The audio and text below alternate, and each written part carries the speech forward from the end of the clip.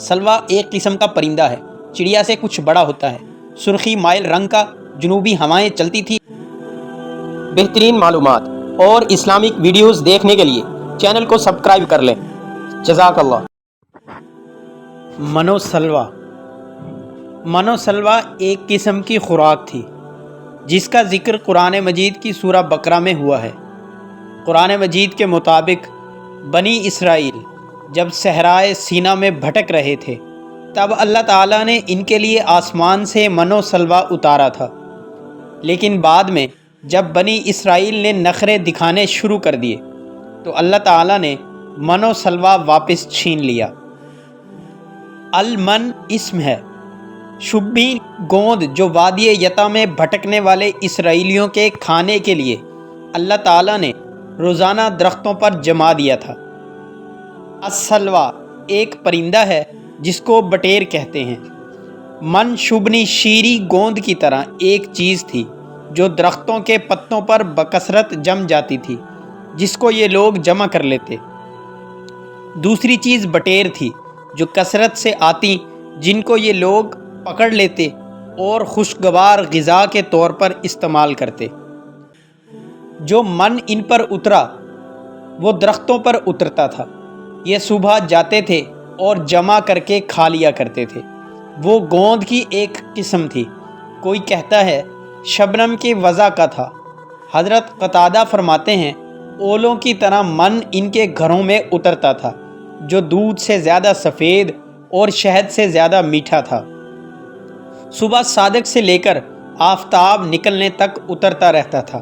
ہر شخص اپنے گھر بار کے لیے اتنی مقدار جمع کر لیتا تھا جتنا اسے دن کے لیے کافی ہو۔ اگر کوئی زیادہ لیتا تو بگڑ جاتا تھا۔ جمعہ کے دن وہ 2 دن کے لیے لیتے تھے، جمعہ اور ہفتہ کا دن، اس لیے کہ ہفتہ ان کے لیے بڑا دن تھا۔ ربیع بن انس کہتے ہیں من شہد جیسی چیز تھی جس میں پانی ملا کر پیتے تھے۔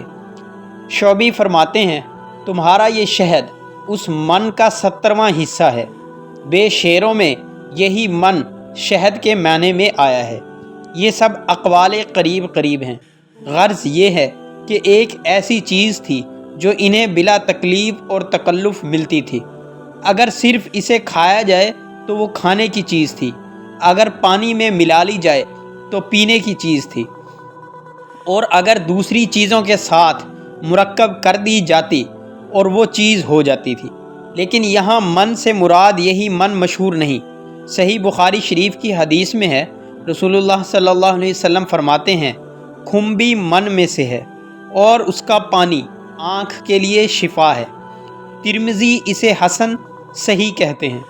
ترمذی میں ہے کہ عجوہ جو مدینہ کی کھجوروں کی ایک قسم ہے وہ جنتی چیز ہے اور اس میں زہر کا تریاق ہے، اور کھمبی من میں سے ہے اور اس کا پانی آنکھ کے درد کی دوا ہے۔ یہ حدیث حسن غریب ہے، دوسرے بہت سے طریقوں سے بھی مروی ہے۔ ابن مردویہ کے حدیث میں ہے کہ صحابہ نے اس درخت کے بارے میں اختلاف کیا جو زمین کے اوپر ہوتا ہے اور جس کی جڑیں مضبوط نہیں ہوتی۔ بعض کہنے لگے کھمبی کا درخت ہے۔ آپ نے فرمایا کھمبی جو زمین کے اوپر ہوتی ہے۔ آپ نے فرمایا من یعنی کھمبی میں سے ہے اور اس کا پانی آنکھ کے لیے شفا ہے۔ سلوا ایک قسم کا پرندہ ہے، چڑیا سے کچھ بڑا ہوتا ہے، سرخی مائل رنگ کا، جنوبی ہوائیں چلتی تھی اور ان پرندوں کو وہاں لا کر جمع کر دیتی تھی۔